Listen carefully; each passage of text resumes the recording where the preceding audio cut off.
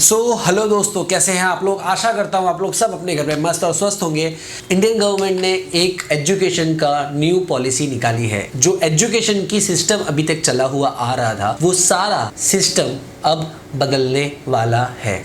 और उसमें से जो बदला है वो क्या है, हम जाएंगे आज उन महत्वपूर्ण पॉइंट्स पर जिस चीज से हमारे देश का भविष्य बदल सकता है। खुशी की बात तो यह है कि जैसा हम चाहते थे वैसा होने लगा है। जब हम स्टडीज करते थे उस टाइम पे ये सारी सुविधाएं नहीं थी, जिसकी वजह से हम उतना ग्रो नहीं कर पाए जितना हम कैपेबल थे।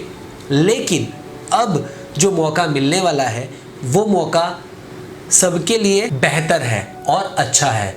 दोस्तों, फोकस करते हैं उन पॉइंट्स पर और देखते हैं कि हम कैसे इससे अपना फायदा निकाल सकते हैं और इसमें होने वाले नुकसान क्या क्या हैं, या फिर कैसे कैसे ऑब्जेक्शन उठे हुए हैं। तो चलिए देखते हैं कि क्या है ये 2020 का नया बम या फिर मिसाइल जो एजुकेशन की फील्ड में एक नया सूर्य किरण लेकर आएगी। दोस्तों, अभी तक आपने मेरा चैनल सब्सक्राइब नहीं किया हो तो प्लीज सब्सक्राइब कर दीजिए और बेल आइकन दबाना मत भूलिएगा। तो चलिए देखते हैं। सबसे पहला जो पॉइंट है वो है कि 10+2, अब 10+2 की पॉलिसी खत्म हो गई है। अब अप्लाई की जाएगी 5+3+3+4 की। अब ये 10+2 और 5+3+3+4 क्या है? दोस्तों, अब तक हम स्टडीज करते हुए आए हैं पहली से लेके 10वीं तक और फिर 11वीं और 12वीं। मतलब 11 और 12 एक सेशन में आता है जिसे 2 काउंट करते हैं, और फर्स्ट से लेके 10 तक या पहली से लेके 10वीं तक जो हम क्लास अटेंड करते थे उसे 10 में काउंट करते हैं। अब तक हम पहली से लेके 10 तक एक ही तरह के सब्जेक्ट्स रेगुलरली पढ़ते हुए आते थे। जो सब्जेक्ट्स हमारे शुरू होते थे वैसे ही हम पढ़ते हुए आते थे 10 तक। और 10th के बाद हमें 2 या 3 सब्जेक्ट्स में से सिलेक्ट करना होता था, या तो वो साइंस होता था, या तो आर्ट्स और या तो कॉमर्स। तब जाकर हमें ऑप्शन मिलता था और उसके बाद हम उसमें से सिलेक्ट करते थे। और उसका माइनस पॉइंट ये था कि हम किसी भी सब्जेक्ट को सिलेक्ट नहीं कर सकते थे। साइंस में जो सब्जेक्ट होते थे उन्हीं सब्जेक्ट को हमें सिलेक्ट करना होता था।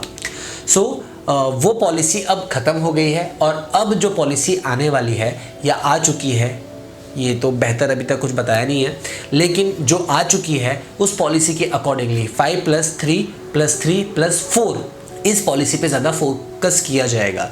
इस पॉलिसी के अंदर जो पहले 5 साल है उसमें 3 साल प्री स्कूल्स और बाकी के 2 साल पहली और दूसरी मतलब फर्स्ट एंड सेकंड क्लास को दिया जाएगा। इसमें जो एजुकेशन होने वाला है वो होगा फाउंडेशन लेवल का एजुकेशन। फाउंडेशन लेवल जैसे आपके ABCDs हो गई, आपकी लैंग्वेज अटेंशन हो गया, मैथमेटिक्स हो गई, नंबर नॉलेजिंग वगैरह हो गई। तो ये सारे फाउंडेशन को स्ट्रॉन्ग करने के लिए, मतलब आपके पिलर या आपकी बेसिक को स्ट्रॉन्ग करने के लिए इन 5 सालों में जोर दिया जाएगा। पहले ये बाइफिकेशन नहीं था, लेकिन अब इन लोगों ने बाइफिकेशन किया है। उसके बाद आता है 3 साल। तो 3 साल जो है, इस 3 साल में जो आपका बच्चा क्लास में पहुंच जाएगा 3rd, 4th and 5th standard में, जो बच्चे होंगे वो बच्चे एजुकेशन जो ग्रैब करेंगे वो करेंगे खेलकूद के साथ, अपनी डिस्कवरी, अपनी नॉलेज को बढ़ाने के साथ, एक्टिविटीज़, अलग अलग तरह की एक्टिविटीज़ के साथ। और ये देखा जाएगा कि किस तरह के शौक उनको हैं और किस चीज़ में वो ज़्यादा इंटरेस्ट रखते हैं। स्कूल की एजुकेशन ऐसी हो जाएगी, या स्कूल की एजुकेशन जो सिस्टम अभी तक चली हुई आ रही थी, जो सिर्फ और सिर्फ बुक्स के ऊपर डिपेंडेंट थी, अब वैसा नहीं होगा। Hope so, finger cross. ये हो गया आपका 3rd, 4th एंड 5th का। इसके बाद वाले जो 3 साल हैं उन 3 सालों की शुरुआत होती है 6 से। 6, 7 एंड 8 ये 3 साल ऐसे हैं जहां बच्चा खुद को पहचान पाएगा, समझ पाएगा, सब्जेक्ट के बारे में जान पाएगा, अपने इंटरेस्ट के बारे में जान पाएगा और अपनी हिसाब से डिसाइड किए हुए फील्ड की तरफ आगे बढ़ेगा। अब यहाँ पे ऐसी क्या चीज़ होने वाली है जिसकी वजह से बच्चे को पता चलेगा कि हाँ, हमें और ज़्यादा एलिब्रेट करना है अब इस फील्ड में। यहाँ से शुरू होता है वोकेशनल एजुकेशन। वोकेशनल कोर्सेज क्या होते हैं या वोकेशनल एजुकेशन क्या होता है, किस चीज़ को वोकेशनली कहते हैं, अभी तक काफ़ी वीडियोस के अंदर इसके बारे में बात हो चुकी है, लेकिन क्लियरली ऑप्शन वाइज नहीं बताया गया कि वोकेशनल में क्या क्या आता है। वोकेशनली एजुकेशन क्या होता है, मैं आपको बताता हूँ, या किस तरह के कोर्स वोकेशनल एजुकेशन में काउंट होंगे। Electrical engineering, telecommunication, computer science, fashion designing, tourism, event management, photography, international trade management, style lifestyle product हो गए जो आप डेवलप कर सकते हैं, या लाइफस्टाइल में कौन कौन से प्रोडक्ट्स हैं जिसको हम प्रमोट कर सकते हैं। इंग्लिश कम्युनिकेशन, प्रेजेंटेशन स्किल्स इसके अंदर आ जाएगा। ब्यूटी केयर आ जाएगा, मेकअप आर्टिस्ट और stylist, hair stylist. Catering management हो गया, फूड बनाना या फूड सर्व करना। Hair designing, fabrication, crafting, farming, housekeeping, corporate communication. ऐसी बहुत सारी चीज़ें और भी हैं जो इस वोकेशनल एजुकेशन के अंदर जुड़ेगी, जो बहुत ही बेहतर चीज़ है अभी तक। और इसके साथ प्लस पॉइंट ये है कि कम से कम 10 दिन नो बैग स्कूल्स होंगे। नो बैग स्कूल का मतलब बैग नहीं ले जाना है। ये जो काम या जो भी काम आप सिलेक्ट करेंगे या जिस तरह का वोकेशनली सब्जेक्ट आप सिलेक्ट करेंगे, उस सब्जेक्ट के अकॉर्डिंग करने वाले बंदों के पास जाके आपको इंटर्नशिप करनी पड़ेगी। इंटर्नशिप का मतलब है उनके वहाँ जाना है और प्रैक्टिकली लर्न करना है कि ये काम होता कैसे है। 6 से स्टार्ट हो जाएगा आपका वोकेशनली एजुकेशन भी। तो अब ये वोकेशनली एजुकेशन 6 से लेके आपको हेल्प करेगा आपकी डिग्री पाने तक। पहले 5 साल में आपने फाउंडेशन स्ट्रॉन्ग किया, दूसरे 3 साल में आपने एक्टिविटी के थ्रू और नॉलेज के थ्रू सारी चीजें देखी कि आपको किस फील्ड में ज्यादा मजा आता है, किस फील्ड को आप ज्यादा इंटरेस्ट से करते हैं, क्या चीज आपको पसंद है। उसके बाद वाले 3 सालों में आपको पता चलता है कि आपको सब्जेक्ट्स कौन से पढ़ने हैं और किस तरीके से आप अपनी लाइफ में और आगे बढ़ सकते हैं। वोकेशनल एजुकेशन क्यों ज़रूरी है? क्योंकि अक्सर हम लोग पढ़ाई में स्मार्ट नहीं होते या पढ़ना लिखना पसंद नहीं है।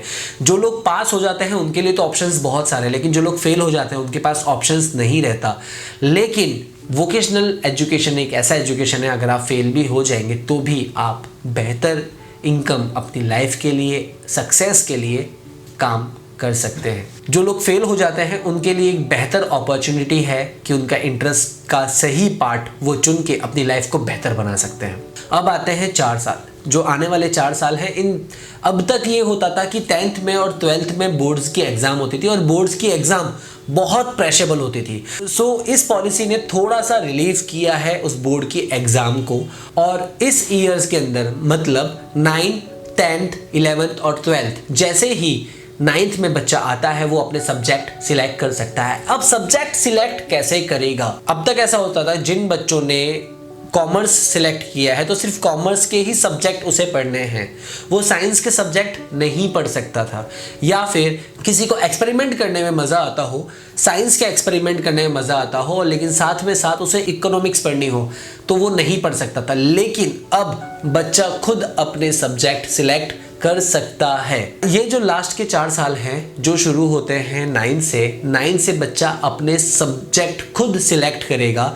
वो चाहे तो साइंस के सब्जेक्ट और आर्ट्स के सब्जेक्ट एक साथ पढ़ सकता है, वो चाहे कॉमर्स के सब्जेक्ट और साइंस के सब्जेक्ट एक साथ पढ़ सकता है। अब सब्जेक्ट कौन कौन से होंगे और कैसे कैसे होंगे, अभी तक सिलेबस फाइनल नहीं हुआ है। तो जैसे ही सिलेबस फाइनल होगा उसके ऊपर भी मैं एक वीडियो ज़रूर बनाऊंगा। दोस्तों, अभी जो एजुकेशन का लॉ आया है या पॉलिसी आई है, ये एप्लीकेबल होते होते 2025 हो जाएंगे। क्यों? क्योंकि बहुत सारी प्रॉब्लम्स हैं जिन्हें फेस करना अब रियली बाकी है। तो देखते हैं ये प्रॉब्लम कौन सी है या कैसी कैसी प्रॉब्लम्स आएंगी। दोस्तों, ये वीडियो ज़्यादा लंबा हो जाएगा, इसीलिए मैं इसे 2 पार्ट में बनाने वाला हूँ। आप अगला पार्ट भी ज़रूर देखिएगा, क्योंकि अगले पार्ट में ही पता चलेगा आपको कि कौन कौन सी प्रॉब्लम्स हैं जिन्हें फेस करना होगा पेरेंट्स को, स्टूडेंट्स को या फिर टीचर्स को।